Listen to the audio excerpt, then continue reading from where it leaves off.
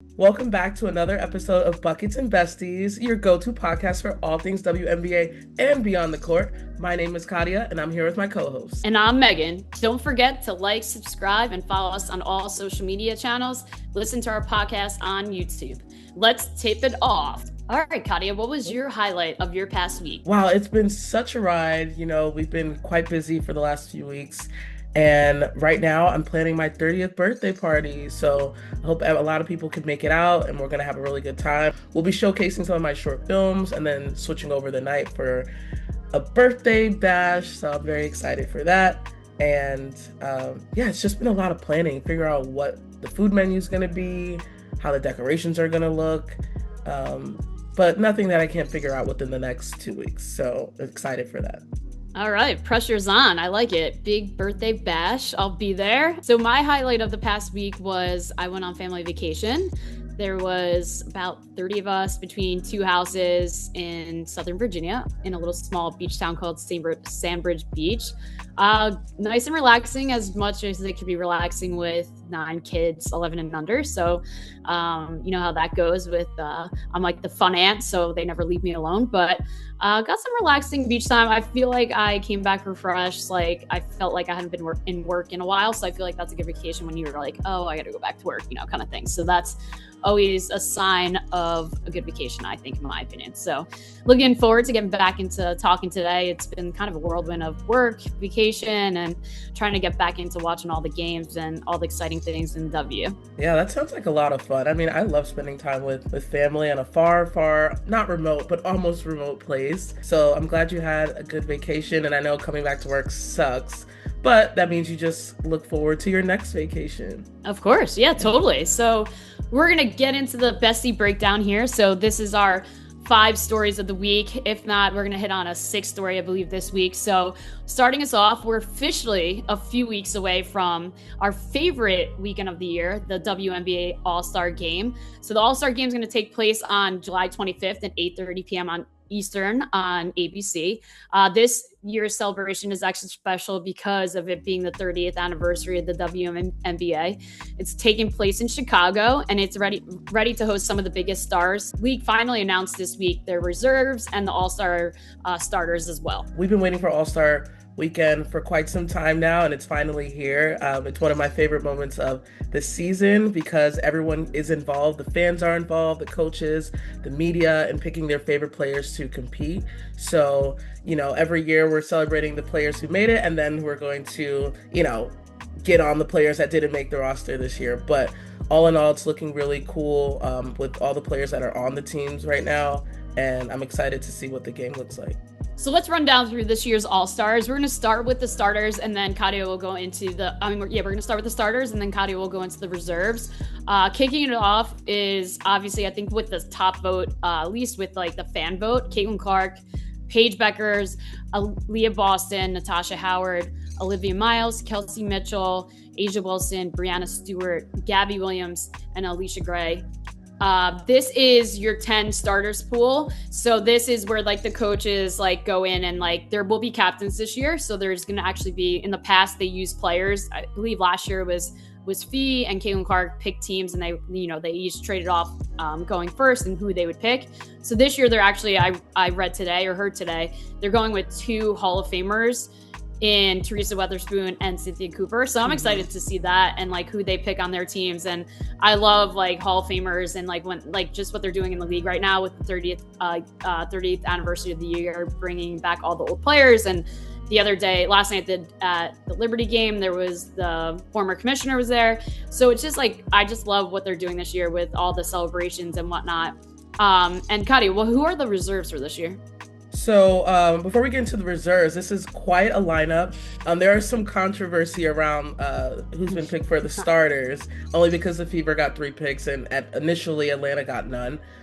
So they kind of deemed it like it's a slap in the face. But as we see what we're going to get into with the reserves, that we see that there's more players that are involved. So joining them on the reserves, we have Sonia Citron, Dominique Malonga, Alicia Gray, Nneka Nwumeke, Ryan Howard, Kelsey Plum, Kiki Iriafen, Angel Reese, Ajako Jones, Courtney Williams, Marina Mabrey, and Jackie Young. I'm actually, now that I can take that back, I'm happy Ryan Howard is on the list because Yeah. she's so deserving. And I have no problems with either roster. I mean, yeah, there's some people that I wish we could have seen up there. We could talk about the snubs. I know we have listed AT, Kalia Copper, and Brittany Sykes. It's about skill, but it's also about popularity too. So when people are looking at these names, it's not saying that like Kelsey Plum's not like, a great guard, kind of thing. It's a little all over the place. But both two amazing rosters of people from the season. They've been showing out, and we'll see what's happening looking forward. Yeah, I misspoke a little bit. So Alicia Gray, she's a reserve, not a starter. So I read off 11 names instead of 10. Apologies, but yeah, my initial reactions is it's hard when you have a fan vote involved. I think like to an extent they did get it right, but like, I think like I was listening to Candace Parker's podcast, and she was like, if you're gonna take someone off, if you're gonna add someone, who you're gonna take off. And I love that point, because like I know you could probably argue that like you could take Caitlin Clark easy off and then add Alicia Gray in or whatnot. So there is like I know I wanted to bring up just how the initial voting works. It's like a weighted scale, and it's a little confusing, but it's like 50% of like the popular vote, like the fan vote. It's 25% media and then 25% by the players.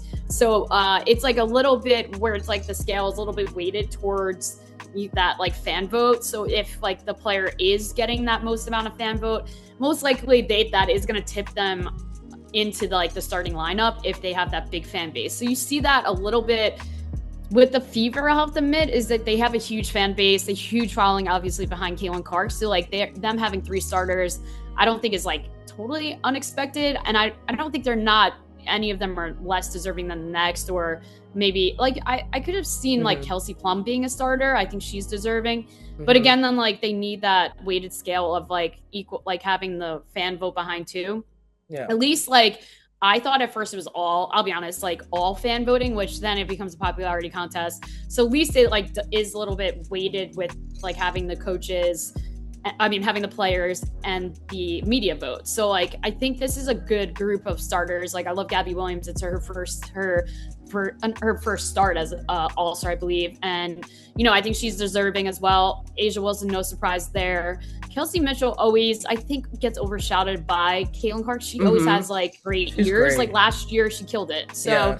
I mean, looking at this, like, I wish Marina would be a starter, but then there's also that fan aspect that comes into it, and people are going to pick their favorites. And like, we don't want to say that, but when I voted, I tried to not go towards that, I think you see Dallas has a huge fan base. Jessica Shepard absolutely deserving to be a starter, but like they have the huge fan base.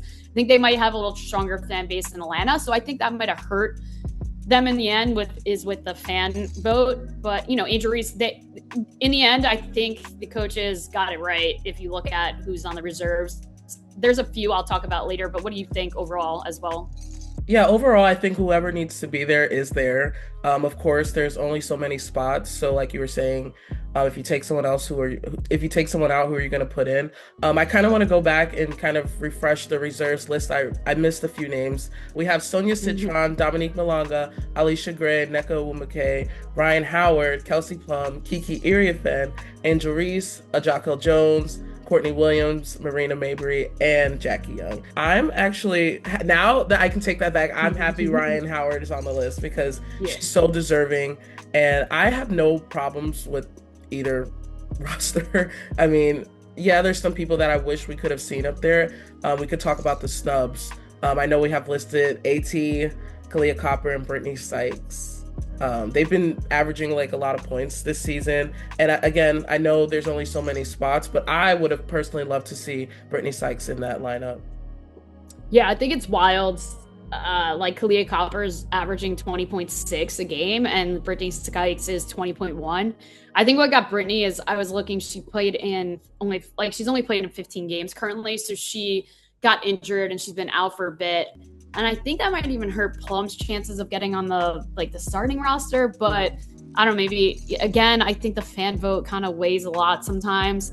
And then Alyssa Thompson, like she's a dog as usual. She's like almost averaging a triple double or has triple double night numbers. So yeah, I think like you can look at those three names and make a case for them too. But then also, who do you take off? You know, this is again, I think it's a great list. I just think this year, if I had to say, this is probably the most competitive year for the All-Star game. I think. I mean, in the years I've been watching, like everyone is having solid games. Like Dominique Malenga had 37 points in a game. Jackie Young, you saw her in the Commissioner Cup, like pretty much carry that team at one point. So there's a case for all those players to stay on the list as well. Like, I don't think I'm not, like we said, we can't take anyone off. It's like hard at this point. And it's only 22 players. So people are going to they're going to get a snub. It stinks. I mean, I think that in the end would be fuel to the fire, like motivate me for next year to like get there, you know, and like be like, well, there's no question you have to vote me in, you know, or you have to pick me as a coach, you know, kind of thing too. So. Yeah, and just to see the stark difference, I guess, between last year's All-Star game where they weren't playing with seriousness. It was like the pay us what you owe us kind of vibe. And now it's like we're leaving it all on the floor. I'm sure they're going to go at each other's necks, but in the most fun and playful way. So can't wait to see that, this showdown. But moving on to our second part of our Bestie Breakdown, we're going to talk about some hot topics that have been happening this week, like Kennedy Carter getting waived by the Las Vegas Aces. What is going on over there in Vegas, Megan? Yeah, so Kennedy Carter has officially been waived by the Las Vegas Aces after spending just about 12 weeks with the team. So I further dove into it this week, and so she actually signed a standard contract, like a veteran minimum, which is like going into the season with the Aces. So she was on a 1-year veteran minimum, which like just giving numbers is $277,500. So like obviously a lot more than they used to make as a veteran minimum. In order for them to then just sign Justine Passat, they had to waive Kennedy Carter. So that's just like where that came in. So Katia, like just a question for you, like Kennedy Carter was having a solid year. Like, I don't know, I don't want to get into like the drama behind it per se, but do you see her being a fit with any other team out there? I totally agree. She's been having such a solid year. She's one of the fastest players. Even without Asia on the court, when Kennedy came in, she immediately made an impact for the team, especially in their last game. Now, for Kennedy to move to another team, I think any team could use her. Like, her options are open now. Where do I think she will go? I'm not sure. Can't say the Valks because they're stacked. I think Atlanta would be great. I don't see her on any other team. Maybe they might put her in Chicago, but Chicago has their own issues of its own. But it all depends on what's happening on the back end with every other team, because, you know, Wave season is not over yet. And we'll see if anyone is looking for Kennedy Carter to join. At the end of the day, I think she knew this already. I think she knew that between the stipulations of her contract and what they needed her for, I think she already was aware that this was going to happen eventually. So I'm like, of course they had conversations like before. It's not like a Kate Martin situation where they kind of pulled the rug from under her feet. So with Kennedy Carter, it's hard to like see what team she'll vibe with. I just think the league is so deep in the guard position. You look at the wings and you have Paige and Enrique and AZ in the starting lineup. Then you have, you know, Jones coming off the bench and Sims and like and Suggs now. So like you're like, oh well, she won't fit there. Or I know we talk about the wings a lot, but or you even think about like the Sparks could be a good option because Plum is hurt. Like you need a veteran presence. I don't want to bring into like, oh, it could be her attitude or anything like that. But sometimes if someone is displaying like certain characteristics when they're on the court, like I can only imagine what's happening behind the scenes, you know, if that's what they're showing the public. So I just thought Becky Hammon would have been a great fit for her coaching wise. I'm trying to think another coach in the league that would have been a good fit for her. I can't remember who she was under last, maybe Teresa Weatherspoon, but you know, she's not in the league anymore. But yeah, I think it's like comes down to she is a veteran, but like you want a veteran that's going to have leadership, that's going to like be calm and a calming presence in the locker room and just like bring the cohesiveness together and the team together and not divide it and not cause a divisiveness. So I don't know. Where do you think though the Aces are headed with this move in signing Justine Passat? I mean, we love it because she's from Jersey. So yeah, like losing Kennedy good luck to them. Signing Justine Passat, I think, is an excellent move for the Aces. One, because she's young talent. We saw her play for Vanderbilt. She was a complete dog out there. Unfortunately, I think she got injured in the beginning season of Fever, even though she was on a development contract. Her moving to the Aces gives her an opportunity to grow and learn and work right under Asia Wilson and all of the greats like Jackie Young and Chelsea Gray. Very exciting for her. I think that was such a great move. I was not expecting that at all. So go Justine. We'll be rooting for you from the sidelines. And I can't wait to see what she does in the future there. Yeah, I think it's just huge for her because, like, you know, she was on a developmental contract with Indiana. I don't think she got a lot of playing time. Mm-mm. So for the Aces to then sign her on a standard contract, they obviously see something in her. And then I read, Katia, that also that, like, Aces gave her the offer and then Indiana had to respond within 24 hours and match it. So they chose not to match it. But I actually, like, I'm just thinking of this right now. I think she has great versatility.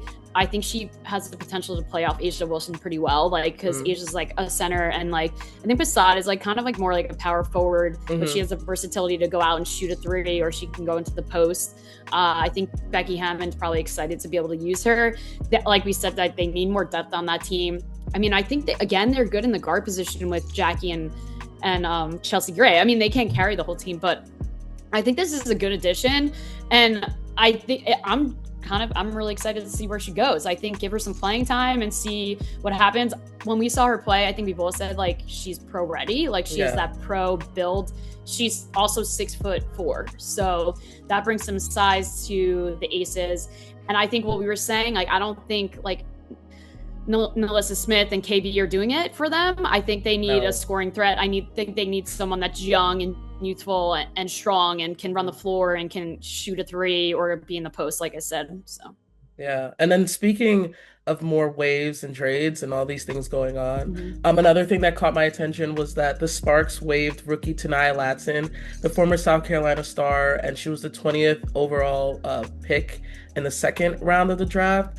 She only appeared in 5 games this season, and she only played about 50 minutes. And I don't think that was enough time to really like evaluate like what she can do in the game, because we saw her completely dominate in South Carolina with Raven Johnson. I mean, it does question like what the plan is for younger players coming into the league, and as they're competing for these like development contracts between international players and then of course like vet spots. So it kind of leaves the question up, like what does that look like as the league continues to grow? If you need to save money, like maybe bringing on someone in a developmental contract, but obviously there's restrictions to that because like that doesn't affect the salary cap, but then they can't necessarily replace someone that's injured. They would have to come on like in a standard contract. There's all those moving pieces, but also you see along those lines, you see like the wave and like the waiver being happen, and then you see Kate Martin officially earning a standard contract with the Sparks. Like, how do you feel about that? Oh yeah, Kate Money Martin, I'm so happy for her. I felt in my heart that the LA Sparks were going to sign Kate Martin. It was just a matter of paperwork and things behind the scenes. So I'm excited for her. It sucks for Tanaya, but she'll find her place somewhere else. But I'm very, very happy for Kate Martin. I think she can help lead the team to their next big win. I mean, she does come off as a kind of like a role player, but defensively, I think Kate Martin is one of the best in the biz, and she has that spunk, she has the drive to kind of just get in there and do what she needs to do to help the team win and fend off the other team. So go Kate, I'm rooting for her. Yeah, it goes to say like stay ready and like earn your spot, and your time will come. And again, not to keep bringing up Candace Parker, but she's like, she rightfully like deserves the roster spot, and I think so too. And it's bittersweet because you see someone get waived, and then you see someone that like kind of is like a fan favorite also to us get signed to a standard contract. So it's like a win. It's like you're happy and sad at the same time. It's sad to see someone go, but sad to see someone get the contract they deserve finally. So all right, transitioning away from contracts and waivers and all that. I know you wanted to talk about like probably one of the biggest upsets recently is the Connecticut pulling off a huge 90-89 upset over the Minnesota Lynx this past week. What are your initial thoughts on that? I rose from the dead Well, I should say the Connecticut Sun have risen from the dead. I mean, I was shocked, and really it was just a matter of time. But one thing we noticed this game is that there's no Olivia Miles, and I think she's out with like a minor injury. But you can tell her absence made a huge difference on this very, very, very close game. But on the opposite end, like BG, Brittany Griner was a huge factor in this game in the post.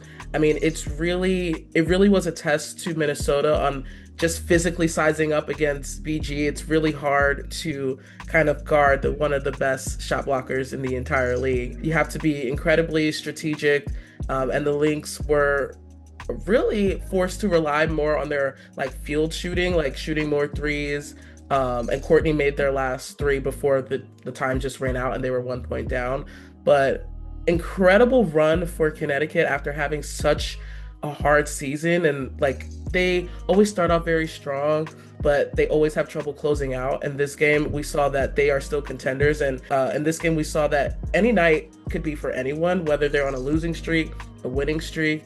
This was a night that I feel like Connecticut really stepped up, and most importantly, Brittany Griner really stepped up here. Yeah, I'm hoping like this is a big turnaround for Connecticut because they've been like not doing great of late, or like the whole season their record's been pretty dismal. So, I mean, one upside, one like I love a joyful point from that team is just the dynamic duo of Sanai Rivers and Charlize Ledger-Walker on TikTok. If anyone is paying attention, their TikToks, their dances are hilarious. So I just love that duo. And I think they're just playing with like, you know, joy right now, and just hope they like ends up carrying them to some wins, but definitely seem like a fun win and whatnot. And BG is still doing it after all these years. But yeah, speaking on that note of statement wings, let's move on. Last night, the Wings continued to roll over the Liberty last night with a huge win. That was also the 30th anniversary. This was really cool. I read of Robin Roberts and Gino Auriemma, like their first broadcast ever of like the WNBA 30 years ago. So they were the broadcast team 30 years ago, and then they brought them together in a reunion. I didn't realize Gino did broadcasting. But I was young. I was like 9, so I like don't remember him. I only remember him being as like the UConn coach, but it was so fun having him on the broadcast. That's for sure. Yeah, I mean, just seeing Gino with his like Huskies again, like Brianna Page, AZ. I mean, come on, it's like a family affair. But the game was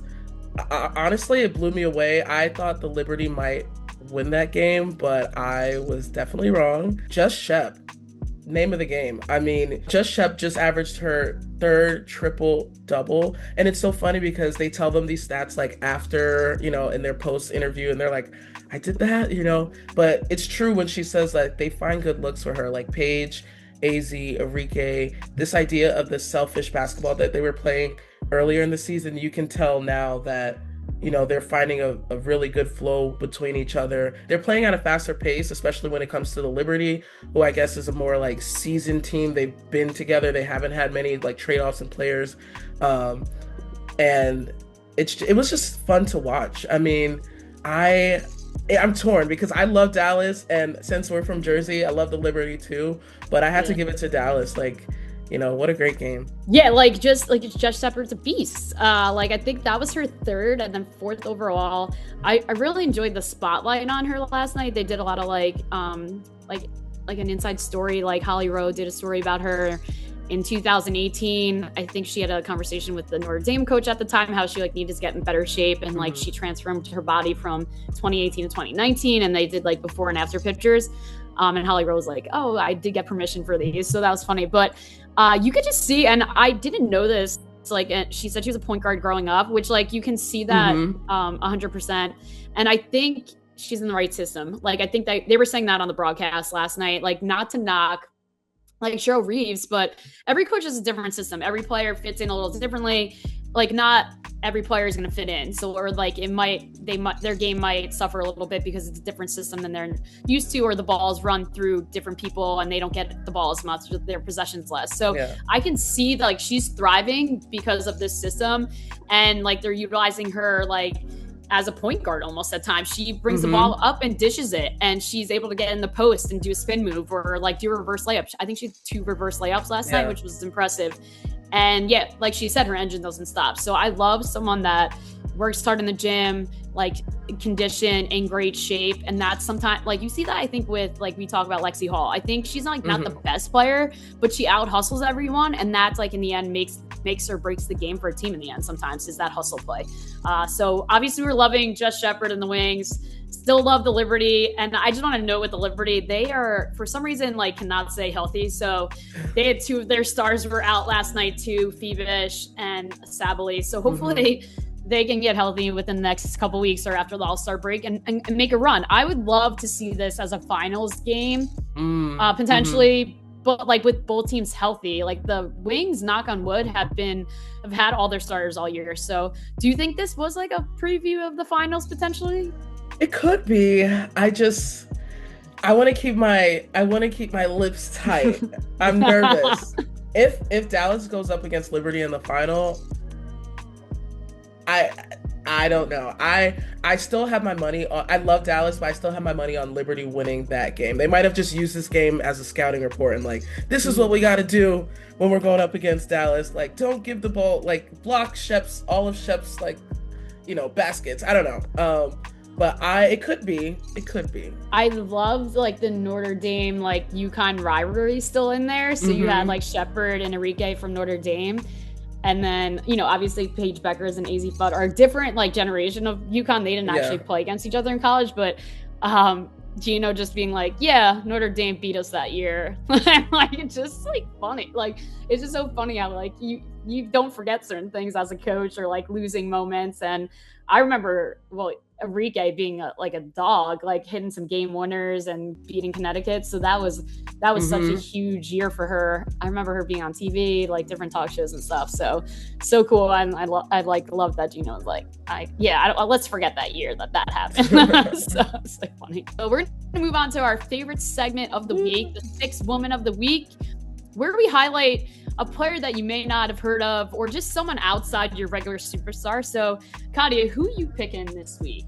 All right. So my Sixth Woman of the Week is Awak Kuir of the Dallas Wings. Woo! I know. We've been talking Dallas Wings the entire podcast. And one thing I love about Awak is like she doesn't fill the stat sheets. One thing I love about Awak is that she was going up against BG as one of Dallas's only bigs, even though she's a forward. She played 34 minutes that game, scored 13 points. She shot 3 of 3, 2 rebounds, 3 assists, 4 steals. We never see her do that as often because she doesn't play too many minutes sometimes. Just seeing Awak go out there and kind of just dominating. She was just in her bag. So shout out to Awak.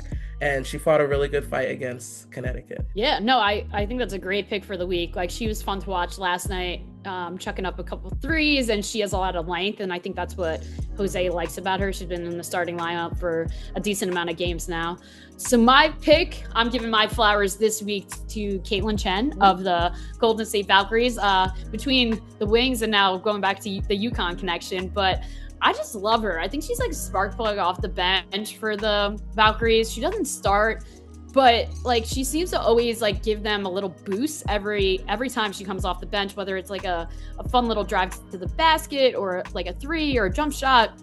The other day against the Mystics, she had 14 points and 4 assists. She came off the bench, but she was the highest scorer for the Valkyries. So I just wanted to note that.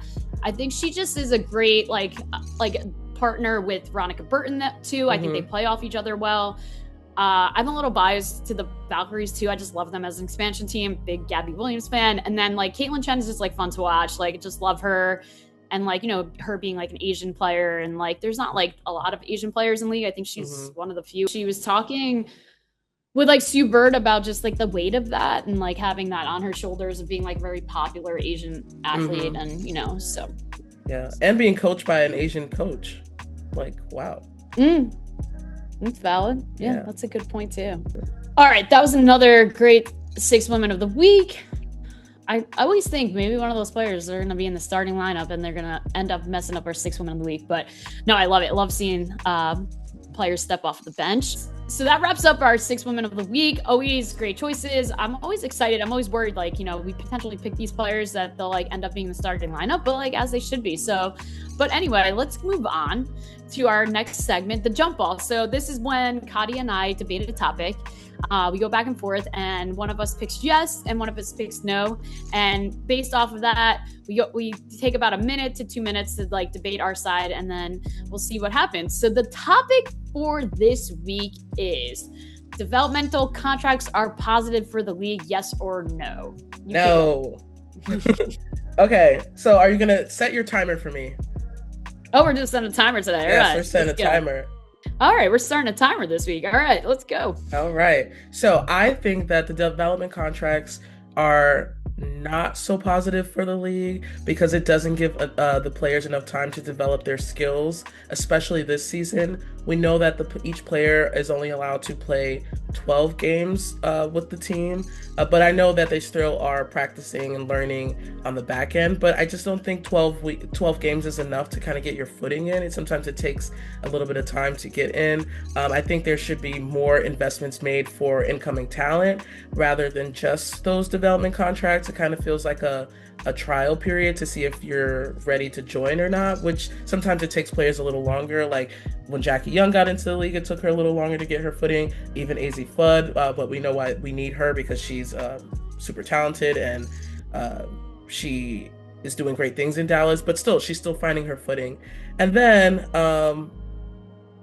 like I mentioned before, the gameplay and their time needs to be extended so the league can, get them league ready. So on to my point. I think they're positive for the league. So here are my biggest points. So one, it's saving like the salary cap, so like teams don't have to like go into the salary cap. They can sign these developmental players at like a, I don't want to say cheaper contract, but yes, and it then doesn't affect the salary cap then. So that leaves room for them to pay the players, the standard players, roster spots, what they deserve. Two, I think you brought up the point, like maybe it was in our notes about it being like an unfair advantage, like for veterans and international players. I think that's false. I think the league did expand. There is more roster spots, and I think because of CBA and there being more money offered to players, that's why international talent is coming over.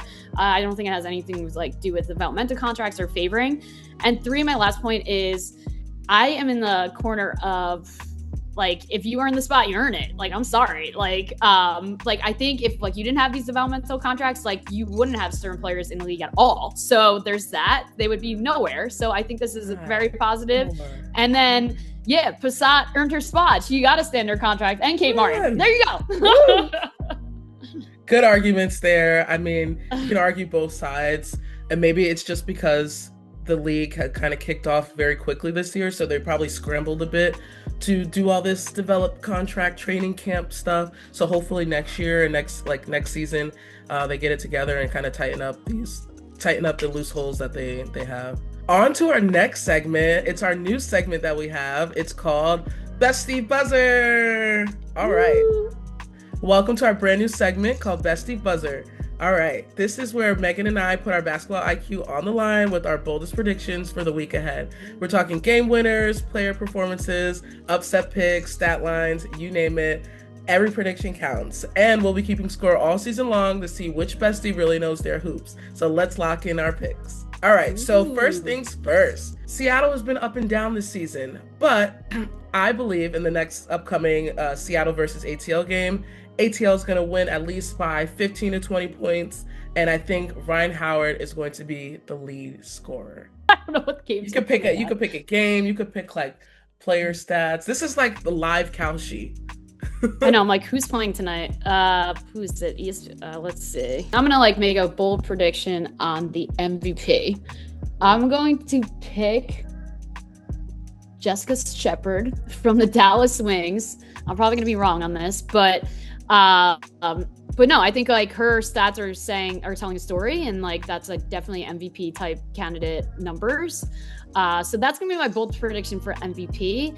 And then tonight, I'm gonna predict as one of the games, I'm gonna pick the Sun again to upset the Lynx. Why not? We'll see what happens. I don't know if Olivia Miles is back or not. Either way, we're gonna pick them to win because I think they're on a little bit of a run right now. Yeah, you think they're gonna go 2 for 2? Yeah.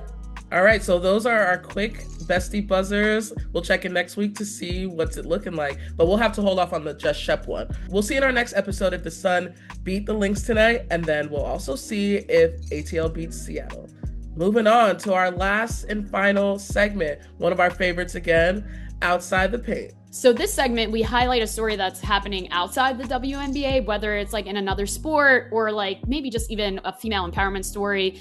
Katia kicking butt in her television production end of it. But this week, I'm picking two stories for this week. I wanted to highlight that Gotham, I purposely chose to wear this shirt, is they just announced that they're moving to Queens to play at the stadium over in Queens with the NYFC team, the men's team over there. So I think that's huge news for their team. I'm a little bit actually upset about it, but I don't know if I'm going to make it to as many games in Queens as opposed to like Harrison. That was fun. Katia even came to a game with me. Yeah. So I don't know if that's good or bad for them. We'll see. But they've also sold over 30,000 tickets for their game next Wednesday that I'm going to at Citi Field, and that's in Queens. So that, I mean, that could be foreshadowing all good things for them. I don't know, hate going on 3 different trains to get to a game, but we'll see. I will still support them whether I'm watching on TV or trying to make a game. My second story is that Coco Gauff, I love her, is onto the Wimbledon semifinals. So this is the furthest she's gotten in the tournament. So I'm just excited to see what she does. And then also I also love Naomi Osaka as well. She beat the number 1 seed the other night. Unfortunately, she lost, and I think that would have put her up against Gauff. So that would have been awesome. But love Coco Gauff. She's a huge supporter of women's sports as well. So yeah, those are 2 fun stories. Gotham to Queens, and then Coco Gauff to the semifinals of Wimbledon. Ooh. So exciting. But Gotham, damn it, why they have to leave? I know. More fans. It's so convenient for you. Right. For my outside the paint moment, I want to highlight Sophia Wilson of the Portland Thorns. She scored her 50th goal, and now she's leading the team as the Thorns' highest scorer. And they recently just beat Racing Louisville FC 4-0 in the return to the National Women's Soccer League, the NWSL, which is so exciting because we're hearing a lot about, men's soccer and the World Cup and all these crazy things that are happening in that tournament. But it's so wonderful to highlight just the women's league. And I know last episode we talked about the Women's World Cup coming next year. So it's just fun to highlight soccer players. And I used to play soccer, so go Sophia. Woo!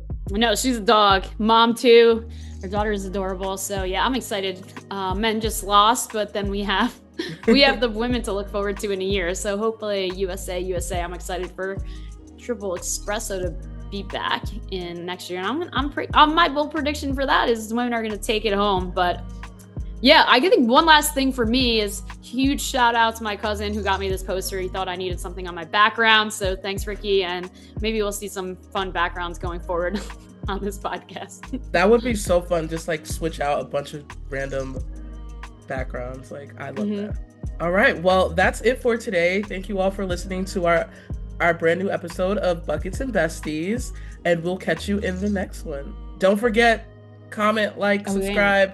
Follow us on every single social media channel. We'll be watching. Bye. Bye. I was like...